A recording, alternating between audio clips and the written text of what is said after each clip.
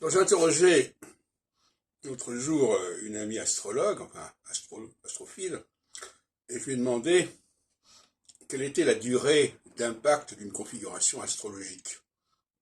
Alors elle m'a répondu, ah ben ça dépend de l'orbe que l'on accorde. Très bien, ça, effectivement, on connaît ce discours, mais je me suis dit, mais qu'est-ce que c'est que cette histoire d'orbe? Qui est-ce qui fixe l'orbe concernant la durée d'impact d'une configuration? Alors, par exemple, chez André Barbeau, quand il parle de la conjonction Saturne-Neptune, on a l'impression que c'est une orbe relativement courte, sur une année, si on peut dire. Lui-même, il avait tendance à associer les conjonctions aux années, ce qui est encore ridicule, parce qu'une année, sur le plan astrologique, sur le plan astronomique, ça ne veut rien dire, plus ou moins. Ça ne veut pas dire grand-chose. Bien que la référence à la Terre, c'est intéressant, mais bon. Et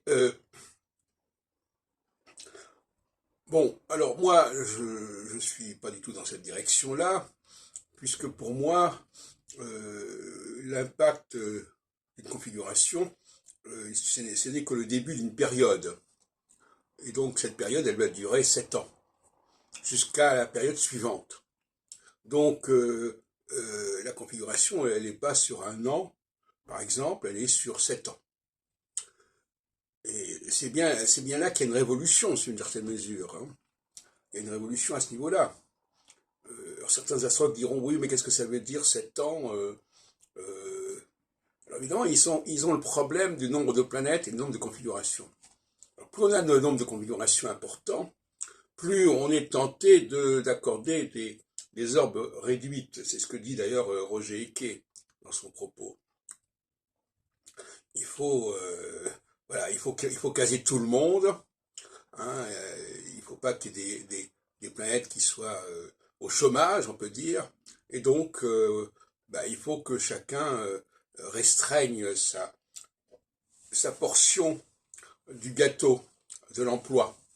Bon, c'est un peu la conception soviétique, ça. Voilà, tout le monde doit avoir un emploi, tout le monde doit être payé, même si c'est pour ne rien faire d'intéressant. Et aujourd'hui, j'ai encore interrogé l'autre jour quelqu'un, il dit, mais ça sert à quoi votre travail? Ah ben c'est un travail, c'est un travail. Bon, ça veut dire quoi? Ça veut dire qu'il y a une fiche de paye, ça veut dire qu'il y a une contrainte, il y a une discipline, mais se demander à quoi ça sert, ben moi je répondrais, mais un peu cynique, ça sert surtout à gagner sa vie, et non pas à savoir à quoi ça sert. Bon, enfin passons. Et donc, ce qu'on appelle un gagne-pain. Donc, le débat, il est là. Ça serait même un débat très intéressant. Alors, faut-il réduire les orbes pour que toutes les planètes puissent servir à quelque chose?